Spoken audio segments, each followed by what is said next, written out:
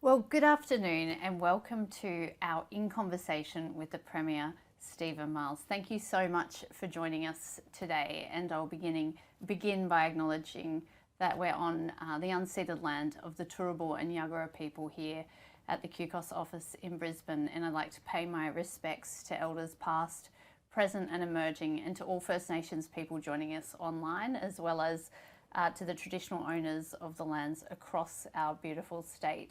I also just want to acknowledge that today is a really historic and important day. This morning I attended the ceremonial hearing of the Truth Telling and Healing Inquiry, the beginning of a really important process towards justice and healing for not just First Nations people, but for all Queenslanders. Today, we're incredibly excited to have the Premier with us. It's 6 weeks out to the state election, and so many of us are wondering about what will happen after the 26th of October. Obviously, for our audience, community sector members, we're concerned about our sector itself and also the needs and interests of the most vulnerable people in Queensland. So really, I'm not sure that my guest today needs too much introduction, but I'll give it a go anyway. So I'm here today with the Premier, Stephen Miles. As many of you would know, Stephen grew up in Brisbane. He went to Petrie State School and then to St Paul's at Bald Hills before winning a TJ Ryan Scholarship to go to UQ, where he did a Bachelor of Arts and graduated eventually with a PhD. The Premier then went on to work as a consultant. He worked on campaigns for progressive causes. He was the state director of a public sector union, and he worked as an advisor for different Labor MPs. In 2015, the Premier entered politics and was the Environment Minister, and then went on to become the Health Minister.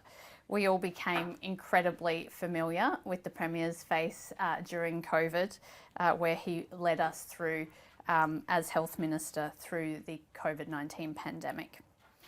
As we all know, Stephen became the Premier in December last year and has put cost of living at the centre of his agenda since that time.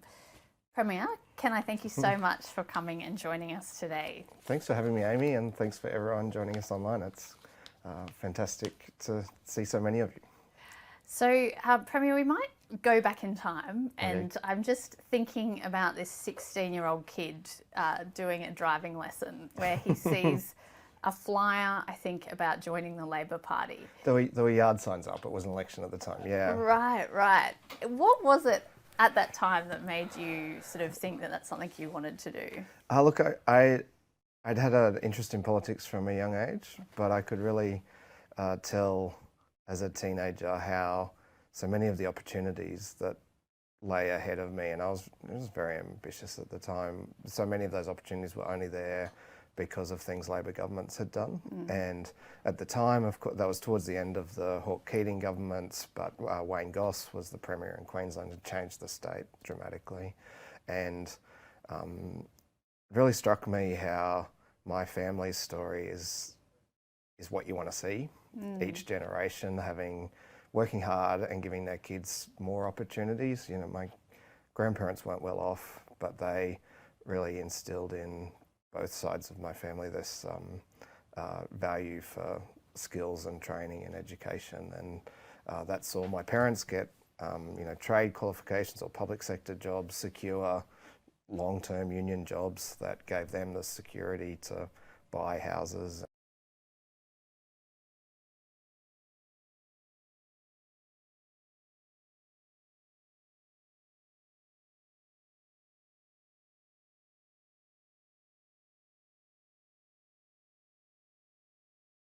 Healthcare in economic growth for the purposes of creating good quality jobs, and they're the kinds of issues that pointed me towards the Labor Party, gave me an interest And just by happenstance, my driving instructor was the president of the local branch, and Wow. we struck up a conversation, and he picked me up that night in the driving school car, took me to the branch meeting, but wouldn't let me drive, which I remain thinking is an injustice.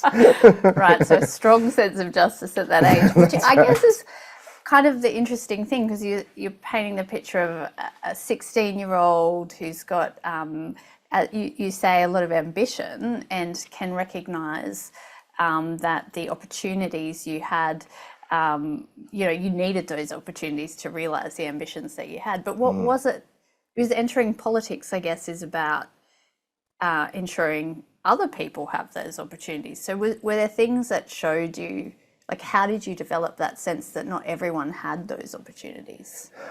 Well, first of all, I had the sense that my parents didn't have those opportunities, and that's why they were so motivated to make sure I did. And similarly, my grandparents. And then it's not hard to see that even though we weren't well off, there were other people who were further behind in that journey.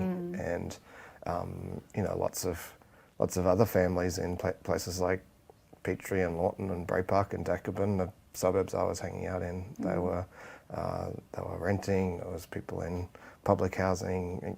My grandparents were in public housing until they passed away. So,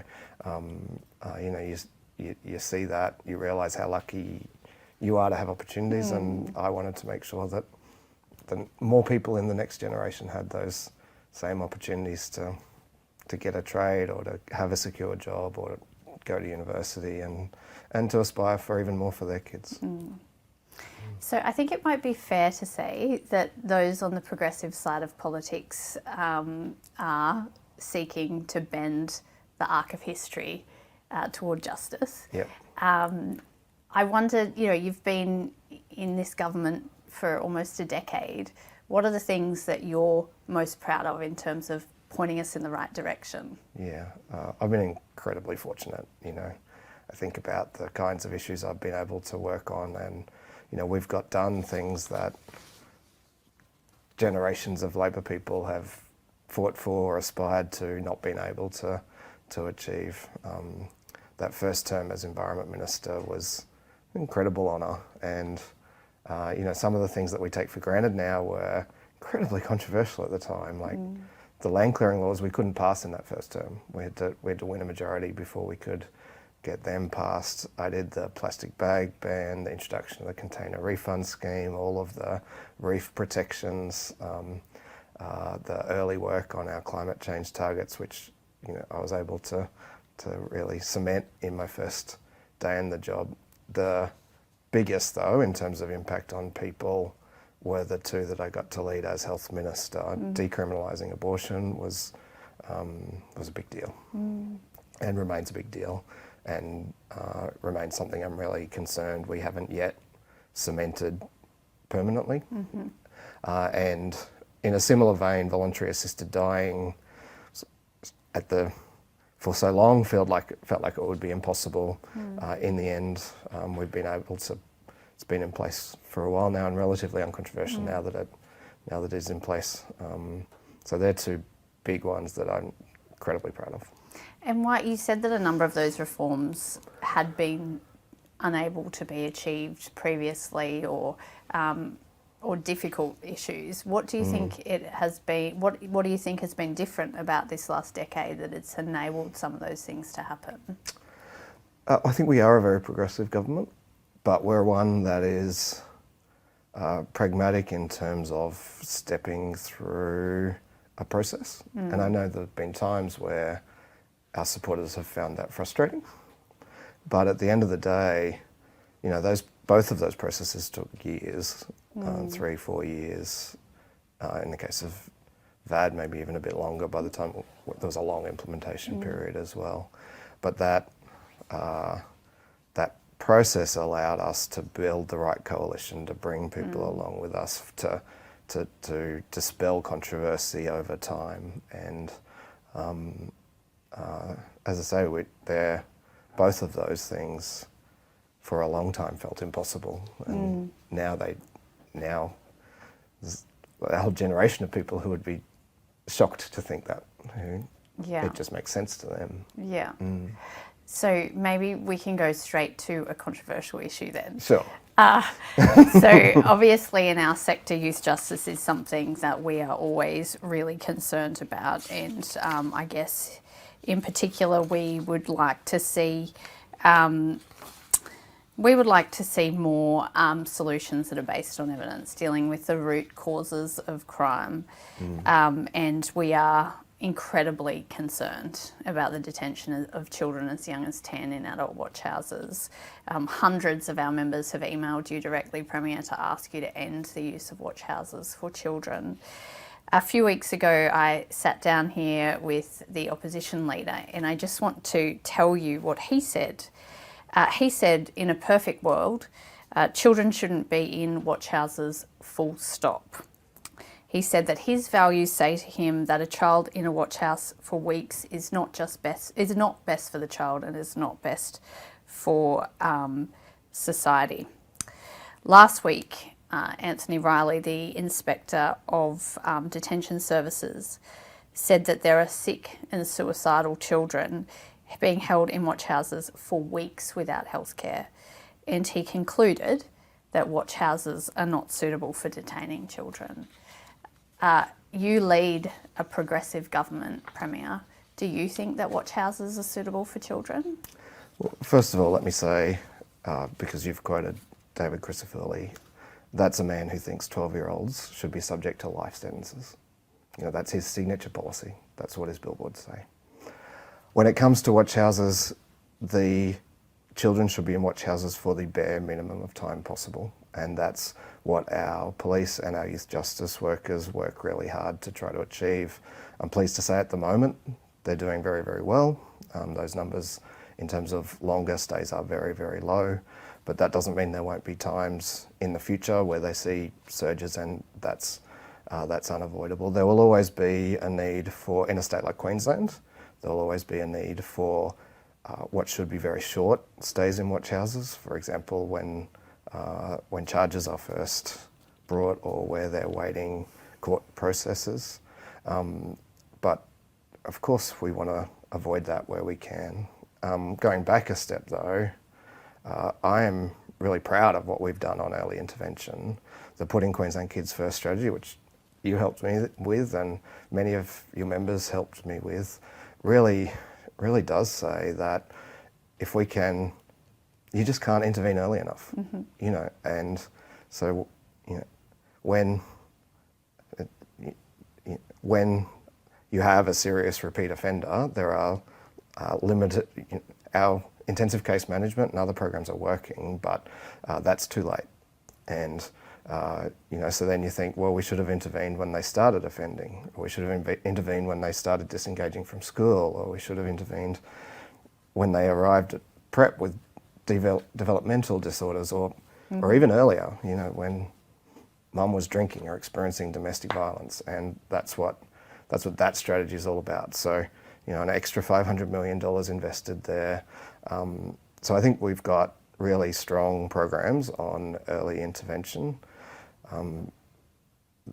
We are also building a dedicated remand facility at Waco, which will be a much better environment for young people. Those short-term stays, though, sometimes they're going to be unavoidable. Just in a state like Queensland, you can't have facilities like that everywhere. So just returning to your kind of comments about how in the past decade your government has achieved things that in generations gone by would have seemed impossible, and thinking into the future, I guess, for our sector, the thing we would sort of say, and the thing that even the opposition leader is saying, is that in a perfect world we wouldn't use watch houses to detain children. Do you accept that in a perfect world we wouldn't use watch houses? Oh, of course, but it's one thing to espouse a value, as David has. His policies would lead to more children in watch houses. There's no way around that. His policy would fill detention centres very quickly, and then they would overflow into watch houses. So it's one thing to state values in a perfect world, and I'm happy to do that, but I'm also happy to put up my detailed policies which will lead to less crime, less kids disengaged, and therefore less people in watch houses, David's policy really will result in more. Yeah. I think, so one of the other things that you said was that, you're really wanting to be very careful that children spend as little time as possible in adult watch houses. Now, in the last years, we've seen that removed out of the QPS policy a maximum time that a child should stay in a watch house. Is that something that you would reinstate? Look, the advice I've had is that that maximum time removes the incentive to try to reduce it as far as is possible, and so I don't think it's an ideal way of managing it. I think saying to police and youth justice, we expect them to manage young people in such a way as to minimise for every child the amount of time they spend in the watch house. I think that's better than saying it's totally fine for you to have them in a watch house for 3 days or whatever you make that maximum time. So I understand why people would ask for that. I think in practice we're achieving, for most young people, a better result for that, and I don't want to remove that pressure to achieve a better result.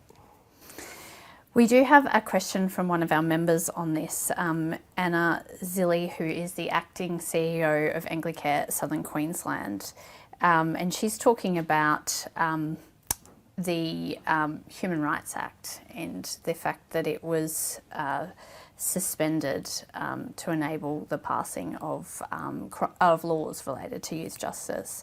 And this is sort of a double barrel question, Premier, because I guess we think about the fact that the youth justice debate doesn't necessarily have a correlation to the facts.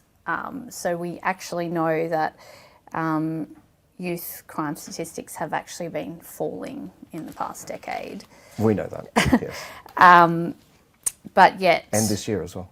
Yeah, so that would say that investing in early intervention, supporting families, trying to deal with poverty and disadvantage are the ways to, in the long term, deal with youth justice. And yet we saw our Human Rights Act suspended as if we're in some kind of crisis when we know that the numbers are declining. I also heard you saying recently in an interview with Amy Ramikis some comments about how difficult it is to do good work in this space because of the addiction to CCTV footage of crime, and we acknowledge that in a community where there is heightened fear, sort of bringing forward evidence-based policies can be really difficult.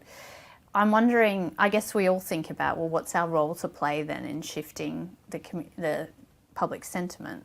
I'm wondering, what has your government done to actually help the community to understand the reality of what's happening with youth crime? Yeah, so I mean, first of all, those comments went to not how difficult it is to do that work, because you have to do the work. It went to how difficult it is to communicate it and to convey it to the public. Yes, that's a good clarification. And that's just a simple truth. My view is that we have to do both. We have to invest in and support the programs that we know and are proven to be working, and they go to prevention and intervention. There has to, for particularly the most serious crimes, the community rightly expects there to be consequences, and so we need to address those concerns. That's what we've sought to do, is to do both of those things: prevent crime before it occurs, intervene early, but the public rightly expects there to be consequences when you have, for example, the awful murders that have occurred. Yes. So, my job's not always easy, but we are endeavouring to do both of those things against an opposition that are pretty determined to politicise this issue. They've been very explicit that they see their path to victory is one based on talking about youth crime and in particular adult sentences for youth offenders. That's their number one policy. Okay, well, we might move on from youth crime for now. So something probably much less juicy and controversial. Earlier this month, QCOSS released our annual State of the Sector report, and it was the result of the voices of over 1,000 community sector workers and our conversations with our members right across the state. And the report found, that we are a sector under pressure. We're a feminised workforce. About 80% of our workforce are women. This is hard work that requires really professional and skilled workforce. And yet it's under pressure. We know that only 8% of our services are able to keep up with demand, and we're having really big issues attracting and retaining our workforce. One of the things that your government has done, which we're all incredibly happy about, and our Make Queensland Fair campaign partners, shout out to you, because this was advocacy we did together to achieve those best practice industry conditions around procurement and contracting. And so it might sound really boring to a lot of people, but for our audience, this is a big deal. Proper long-term contracts, proper lead-in time, proper indexation, those sorts of things. Yep. So, Premier, I want to thank you for doing that. The thing is, it was budget week when those were introduced. We've heard quite a lot of feedback from our members that they're still receiving short-term contracts. Right. And so I wanted to know from you, by the time we go to the election, will we have those conditions baked in?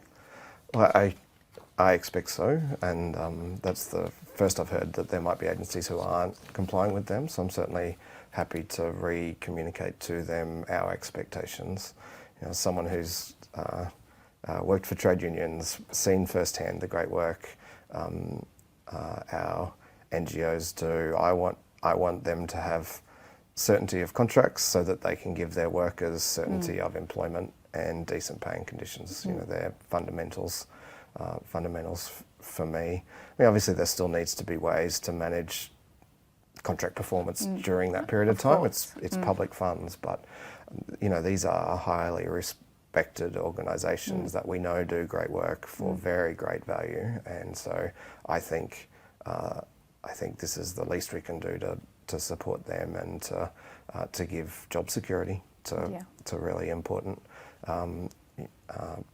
parts of the workforce. I understand why people are anxious right now. There'll be people around who were there in 2012 and saw their contracts torn up in 2012, and so I share that anxiety. I don't want to see that happen. I was there with many of these organisations experiencing that last time it happened. Of course, I hope it doesn't come to that, because I hope that we're re-elected and we will be committing to long-term contracts for all of those organisations, and I'm happy, to the extent we can over the next couple of weeks, to make sure that any contracts that can be secured in that period of time, that they are. Thank you, and thanks so much for that, because I think you've just really demonstrated that you do understand why this is important. It is about just decent jobs, mainly for really hard-working women across our state. Yeah, I mean, if these services were delivered by the public service, which in some cases they could be, then they should be similar pay, similar conditions, similar long-term certainty as you have in the public service. I think that's music to the ears of our audience, so thank you. And many of the workers will move between government agencies and NGOs, and we don't want to be competing on job security. We want people to know that you can work for child safety, or you can work for an NGO and have similar career prospects. Yeah. And I think that is one of the findings of our report, is that that it is much better in terms of conditions, employment conditions, if you move to government, and so that's one of the issues that we're wanting to grapple with. Yeah. So, Premier, I want to talk to you about housing, because this year I had the incredible privilege of standing next to you at a bunch of press conferences as you released the Homes for Queenslanders plan. They never gave you the hard questions. No, that's one of the joys of my job versus yours, Premier. We were incredibly excited to be there that week, and going forward, our Town of Nowhere campaign partners have been campaigning for about 4 years now for that long-term plan. And as we all know, this Homes for Queenslanders plan is the most ambitious plan across the nation. Our own research shows that we haven't seen a plan like this since the nation-building exercises of the world that occurred after World War II. Premier, can you talk to me a little bit about the plan, how it's going, and when will we start to see a change in terms of the housing crisis? Yeah, so you're right. This was a real priority for me. One of the first things I did when I was Premier was go with some of the services who I'm sure are online and visit with homeless people, and that's a sobering experience. But the work of our rapid response teams and those services it's inspiring, and I gave that commitment that they would ensure that every person sleeping rough is offered crisis accommodation, and they're delivering on that promise. We increased funding to those homelessness services by 20% at the time. We're going to commit that that's a permanent increase, not just a one-off increase, because I've seen firsthand just how valuable that outreach is. And again, getting people as early as we can, it's so much easier to accommodate them than once they've been sleeping rough for a long period of time, and that comes with with secondary impacts. The plan really tries to address every element, so that's the kind of homelessness and crisis element, which is important, but we also need to make sure that we have the public and social housing stock that ensures people don't end up homeless. And then we need to support people when they're renting in the private market so they don't end up in the public and social housing stock. And then, we actually aspire to more than people just having a roof over their heads. We want people to be saving to one day own their own home and have the security that comes with not having to worry about the rent going up. And so that's why the plan really does target each of those areas, so that we can deliver more homelessness services. The first full quarter of the new plan saw a record number of public and social housing approved, completed, and under construction. So that's everything pointing in the right direction. We have the portable bonds and the ban on rent bidding and the cap on number of rent increases a year, and we are starting to see a stabilisation of rent, which that's something I've really been waiting for, because it's interest rates and that surge of rental costs that have really pushed a lot of people right to the edge. So seeing that stabilisation is really valuable. We've got record numbers of development approvals and construction starts finally, which should ease that supply pressure in the private market. And then to those aspiring to buy, we've got the first homeowners grant, but also the abolition of stamp duty up to $700,000 and tapering to $800,000 should mean that home buyers, getting into that median price or below don't pay stamp duty at all. So the plan, it's more than $3 billion. It was a lot of work. Megan, our housing minister, and I, and the DP and other ministers put a lot of work into it, but it really is comprehensive. It's working. We want to stick with it. And the question I'm about to ask isn't to take away from that, sure. Because I think, our sector has applauded the government for doing this. We think it's an excellent plan, and particularly when we talk about the increases in the targets for social and affordable housing, as well as the increased funding for specialist homelessness services. In saying that, yes. And I know that you've mentioned that rents have stopped increasing at the same rate, but they still are really, really high and much higher than they were 5 years ago.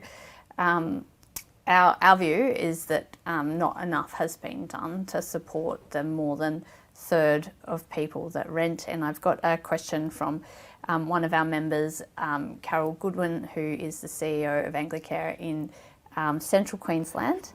And Carol's pointing to the fact that in regional Queensland, only around 1% of rental properties are affordable to workers in our own sector.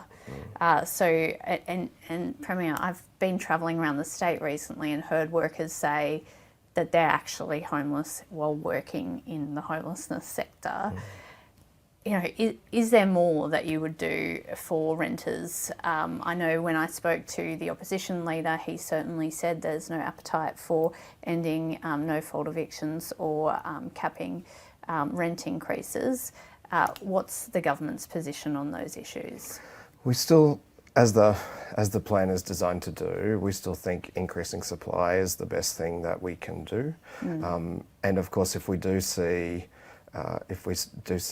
inflation continue to come down, interest rates turn a corner, that will ease the pressure too. And so that will come inevitably. We have taken those steps on renting.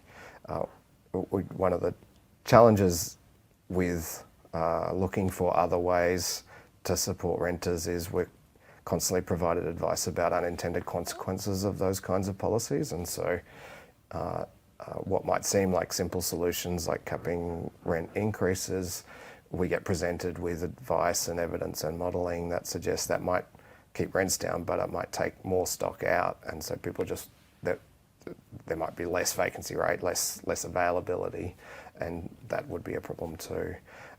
We know that, I know that because I travel in all of these regions, the supply is so tight for rent or purchase, and that's what's driving this, that you know, population increase, cost increases,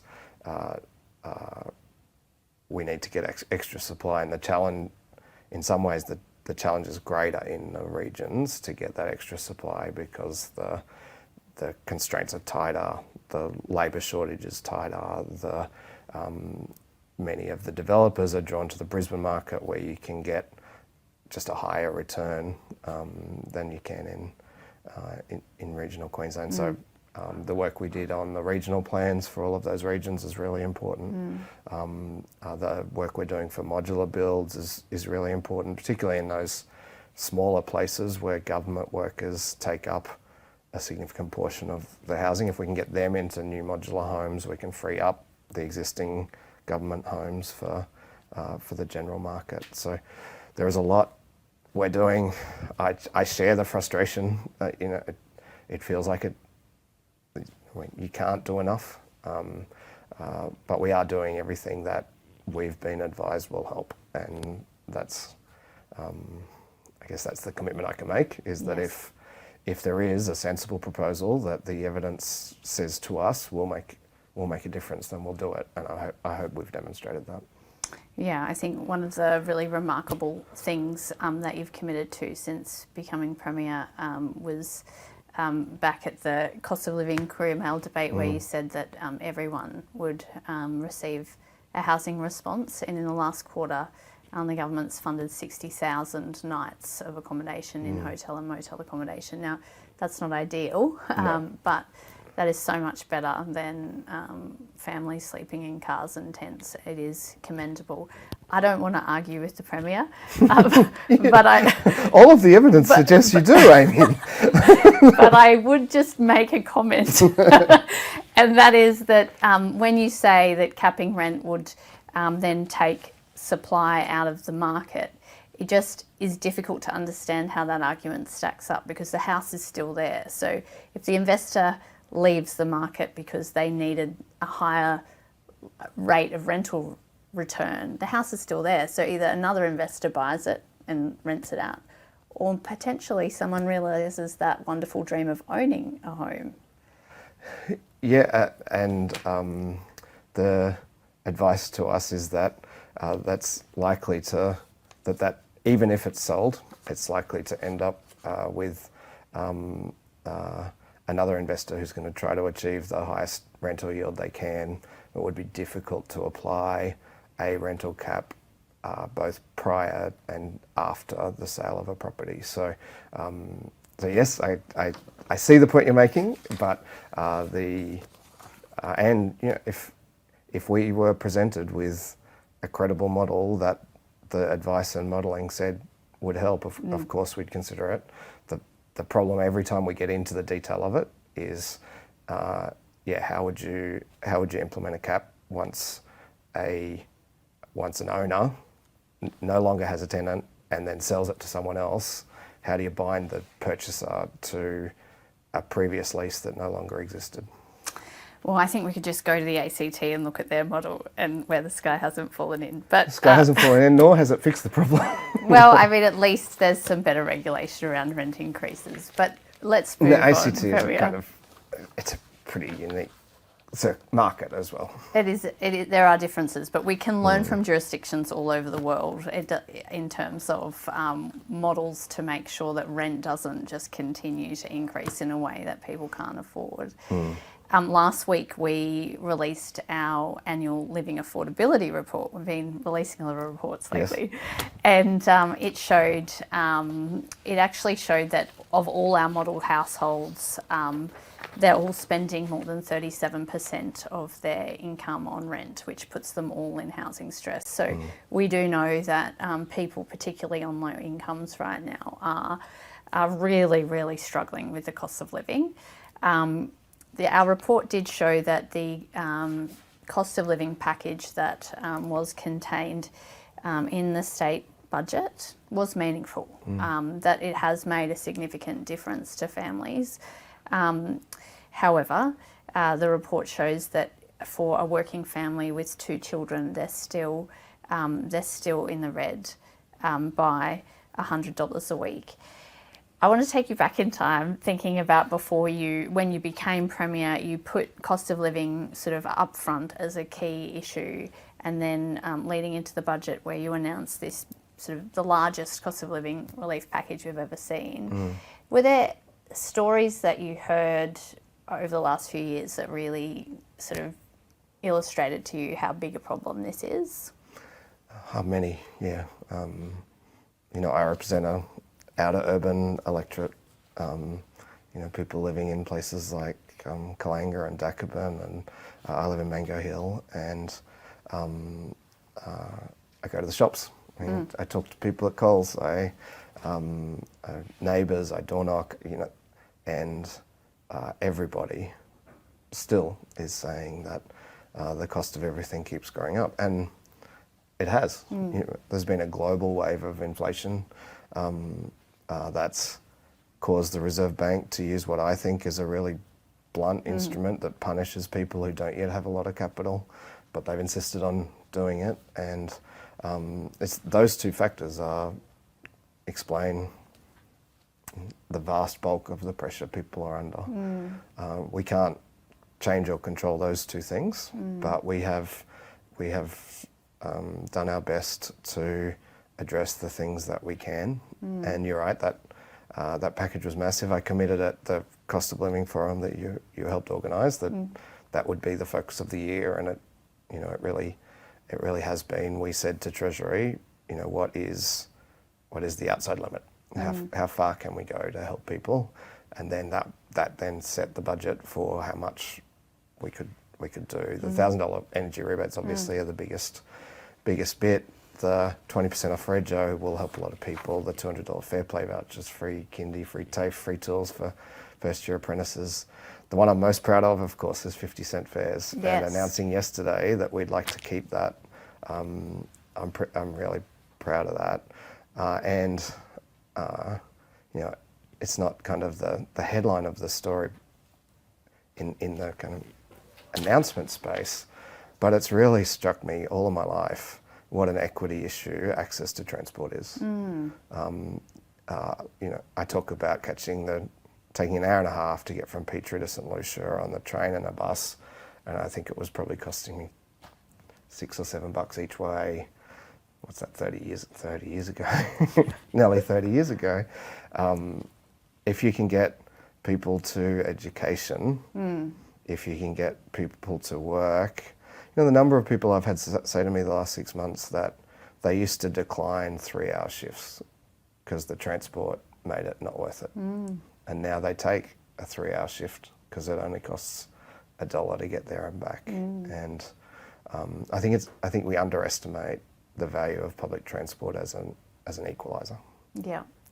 So I've got a question on this from Natasha Ray, the CEO of Relationships Australia. Yeah. And she has pointed to the pressure that financial stress is putting on families with children and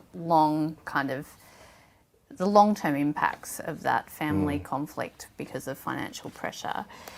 We did see that really good commitment to make the 50-cent fares permanent, as you say. But do you have a plan to extend other cost of living relief measures if you continue to have government after the 26th of October? Yeah, so we'll obviously have more to say between now and the 26th of October and then a budget next year, hopefully. But what we really structured the package around this idea that the real pressure is on now. You know, interest rates will turn, inflation will turn, and in course, interest rates will turn. And so those pressures, the pressures people are feeling right now, we should see an end to. Yeah? Whether that's next year or the year after or whenever it is, wages will catch up, and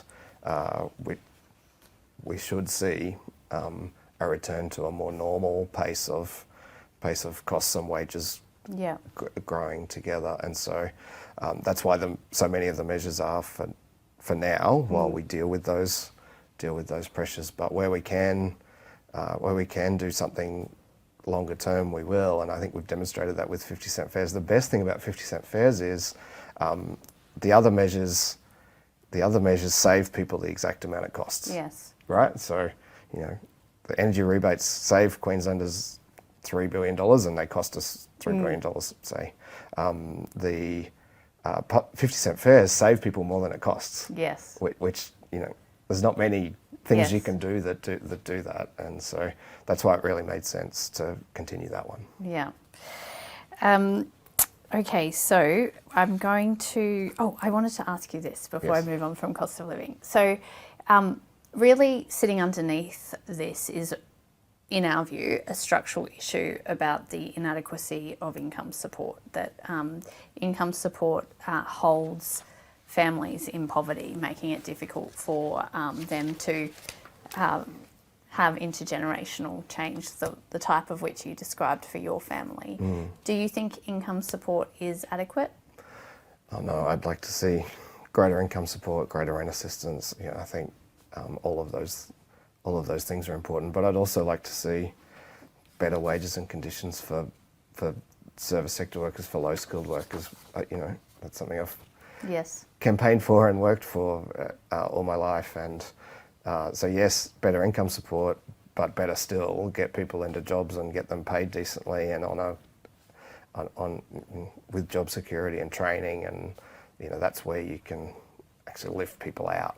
Yes, but it is very difficult to get a job when you're living in poverty and you can't afford food, let alone transport, etc., to help to get a job. And then there are, as you know, Premier, people who have barriers to employment that can't be easily overcome. Yes. Is there a role for the state government to play in advocating for income support to be increased? Certainly happy to. I mean, we have played a role in terms of wages growth. We've advocated in state wage cases and increases to the minimum wage, and we'll continue to do that. We don't have a kind of decision-making authority on most of those things. I mean, there are lots of areas we do, though. You know, obviously,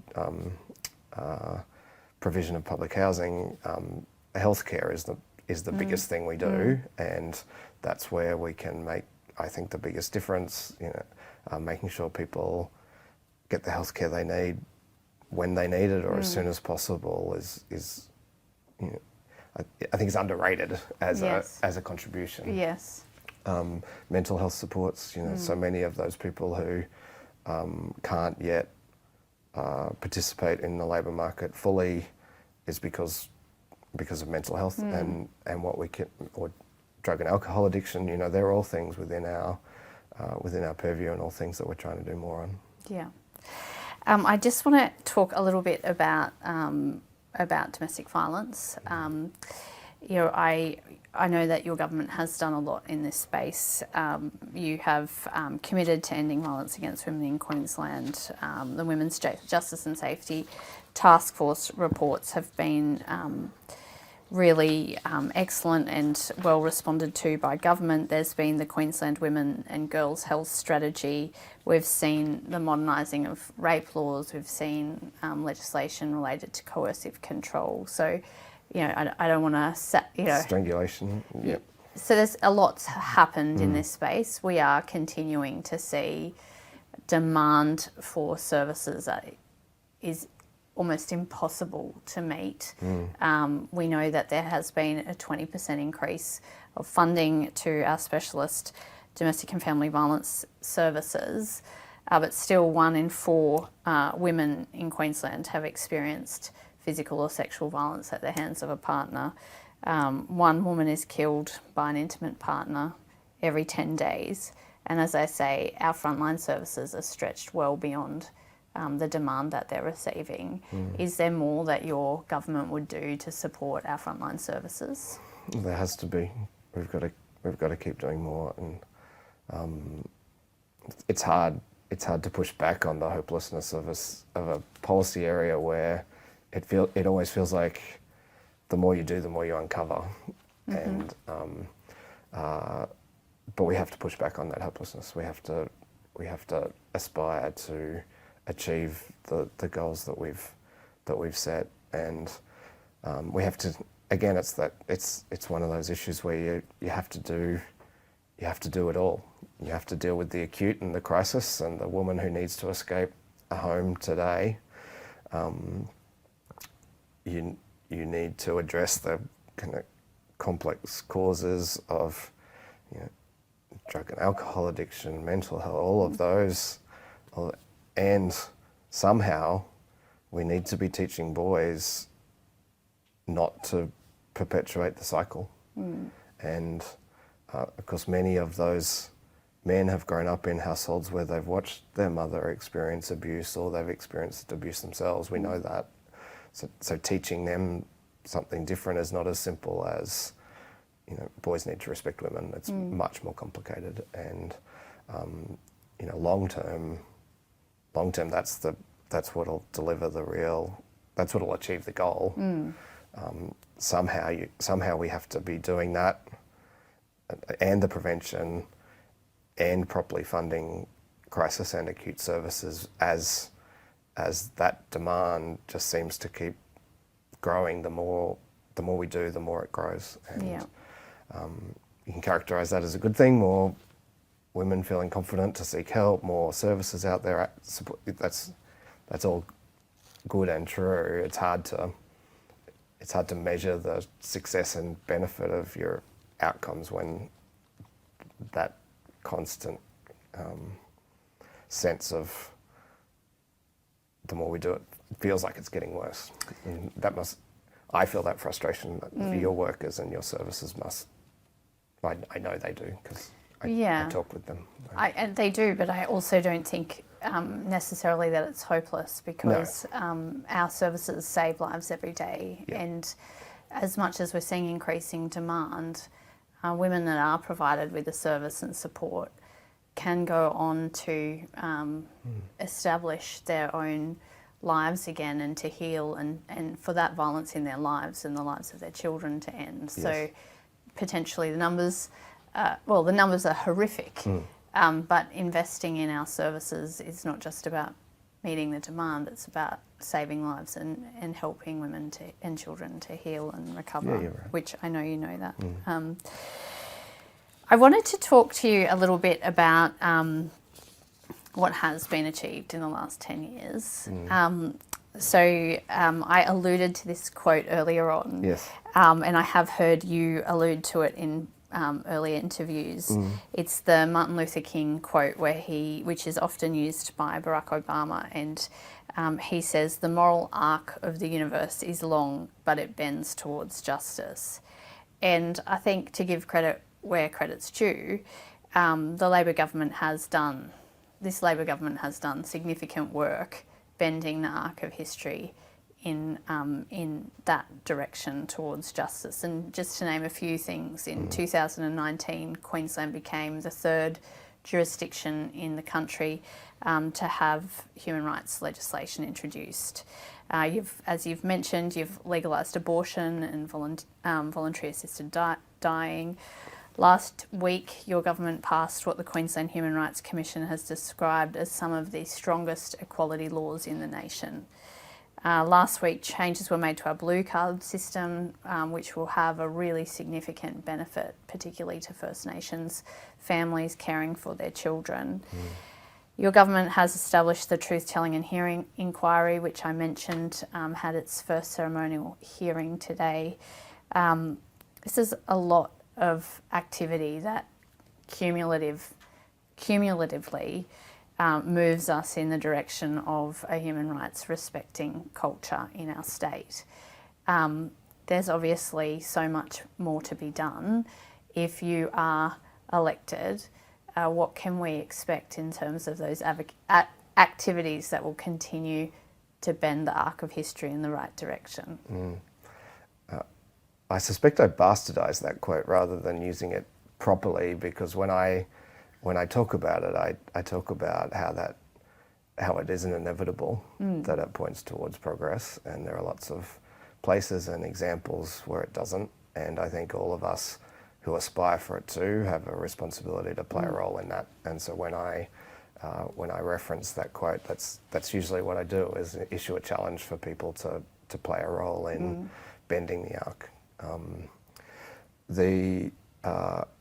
I think what people should expect from us is what they've seen from me this last 9 months, and that's a continued aspiration for Queenslanders, and particularly our most vulnerable Queenslanders, to have equality of opportunity. And that's what I've tried to speak to. You know, I think some people might not have heard the first conversation we had at the start of the talk, Amy, but for me, that's always been what it's about, that intergenerational prosperity, making sure every generation can offer if they work hard, can offer their kids more than they had. And that doesn't necessarily mean everyone can aspire to the same things, but at least it means we're all progressing. And that's the frame through which I look at all of these policy areas. And so I don't know what will be on the agenda every single day of the next 4 years, but I think if people know that I will approach every problem from that perspective, I think they can know what to expect from me. So to ask it a different way, so we talked at the beginning about the last decade. You said you've gotten stuff done that previous people have tried and they haven't been able to, and this has been a moment in history where you've been able to get things done. Yep. If you had another decade in government, what would be the most important thing to you to achieve change in relation to? It's going to be more of what we've done. And so, like, decriminalising abortion was important, but it was only a step.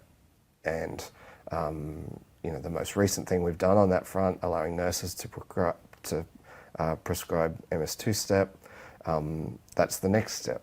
And making sure that we have those nurses in all of the regional towns, well, that's the next step. And so on all of the kinds of issues we've talked about, we've covered some ground, on housing, on homelessness, on public transport, on education, on that there is always more to do. So education, I put some markers down on this, but I would love to know that every kid going to school today is going to get at least one decent meal while they're at school. And we've been able to expand those meal programs for the most vulnerable and disadvantaged, and that's important. But wouldn't it be great if that was universal? Is that an election commitment, Premier? Not yet. It is. Some places have done it, right? Yeah, New Zealand's expanded it. Scotland's done it. It's a big step, but I think there are areas I'm really passionate about. School costs, about how you can keep kids engaged. Sisters Inside brought a young girl to see me just recently who was disengaged from school, who was hanging around with some rough kids, and it was because there wasn't food in their house, and they've got food in their house now, and she's at school and doing well. And I just think, imagine if we didn't need that intervention, if there was food in school, how much better that would be for our teachers, how many of the problems that we have would be addressed. A lot of what we've talked about too, we haven't implemented yet, right? Like, so the nurse visits of vulnerable babies, the 8 health checks before prep, we're just at the start of doing those things, and I really want to see them through because I think they're really important. You will have heard me say about the early intervention plan. When I was the health minister, I knew our midwives could tell you which babies were going to grow up and have trouble. And then we send them out to the world and get them back 5 years later at prep and try to deal with it then. So much of that plan is about trying to address that problem. How do we wrap supports around mums and babies from birth or even before then? Every time you talk about early intervention, you want to go earlier because it just or prevention. Yeah, that's right. Okay, well, I want to give you one last word, Premier. So that was a pretty solid last word. It was. That's pretty uplifting to imagine a decade where we actually really lean into supporting the most vulnerable families with children, and a commitment to making sure every kid at school gets a meal is a pretty good one to end on. But I do want to give you an opportunity to say anything that you haven't had the opportunity to say. I think the only thing that I probably should have said at the outset is how much I value the work of the organisations QCOSS represent and the work that you and QCOSS do. It's that voice is really important, and when a lot of people think about politics, they think about it as a spectrum where there's a middle, but actually the middle is defined by the voices on either side, and the voices that you speak for make sure that there is a strong voice often on the other side of what is some pretty powerful and vocal interests, self-interests, and so I really value that as well as the straight out service delivery that your members, we charge your members with delivering each and every day. Well, I think I can speak for our members in saying that we also appreciate all of what you've done, Premier, and the very constructive and respectful relationship QCOSS has enjoyed with you. And I know that you've spent so much of this year meeting with our members, meeting service users. I was with you where I saw you sitting down with people across West End experiencing homelessness. I know that, I've seen how much you care about these issues, and I do want to thank you for not just being here today, but for the really good relationship we've had so far. And that time, often it's the hardest for me to schedule, but it's the highlights of the last 9 months for me.